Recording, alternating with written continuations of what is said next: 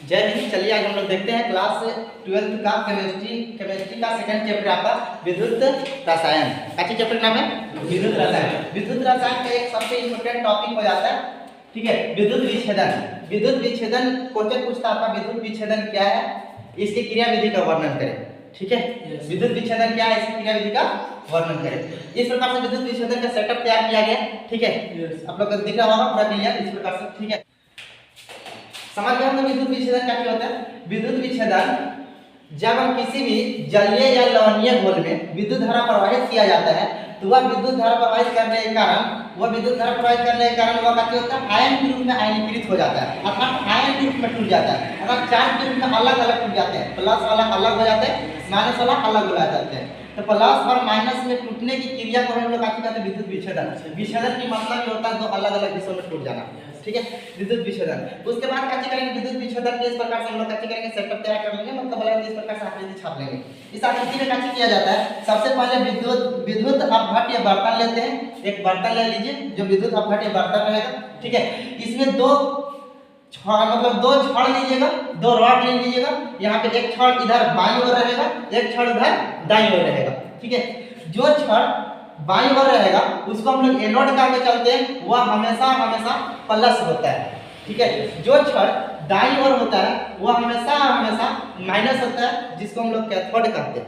ठीक है, यह जो होता है एनोड जो होता है हमेशा प्लस लेके चलता है, कैथोड जो होता है हमेशा माइनस लेके चलता है। जब हम इसको बैटरी से कनेक्ट कर देते हैं, अर्थात बैटरी से जोड़ देते हैं, तो इसमें हम इधर लेते हैं प्लस और इधर लेते हैं माइनस। जैसे विद्युत धारा जैसे प्रवाहित होता है यह घोल में दो आयन के रूप में टूट जाते हैं। पहला आयन मतलब तो ऋणात्मक और धनात्मक टूटते हैं।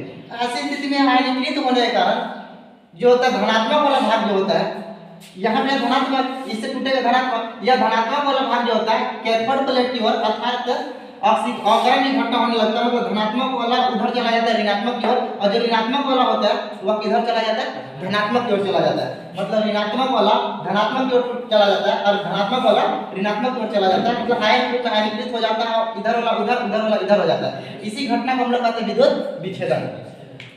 एनोड पर हमेशा ऑक्सीकरण की घटना संपन्न होता है, जबकि कैथोड पर हमेशा किसकी घटना संपन्न होती है, अवकरण की घटना संपन्न होती है। ठीक है, तो इसका परिभाषा कैसे लिखेंगे, लिख लेंगे कि हम विद्युत विच्छेदन की घटना को दर्शाने के लिए विद्युत अपघट्य बर्तन लेते हैं।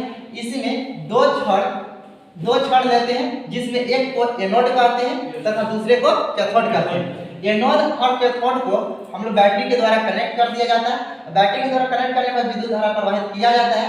तो एनोड पट्टी का जो धनात्मक प्लेट जो होता है, धनात्मक जो होता है आयन, वह ऋणात्मक आयन मतलब तो ऋणात्मक आयन कैथोड की ओर प्रवाहित होने लगता है, और जो कैथोड की ओर ऋणात्मक जो आयन होता है वह एनोड की ओर प्रवाहित होने लगता है। इसी घटना को हम लोग कहते हैं विद्युत विच्छेदन। ठीक है, एनोड पर हमेशा ऑक्सीकरण की घटना संपन्न होती है, जबकि कैथोड पर हमेशा किसकी घटना संपन्न होती है, अवकरण की घटना संपन्न होती है। ठीक है, इसमें एक जलीय विलयन डाल के आयन के रूप में टूट जाता है। ठीक है, इसी को कहते हैं विद्युत विच्छेदन। आई होप आप लोगों को समझ में आया होगा।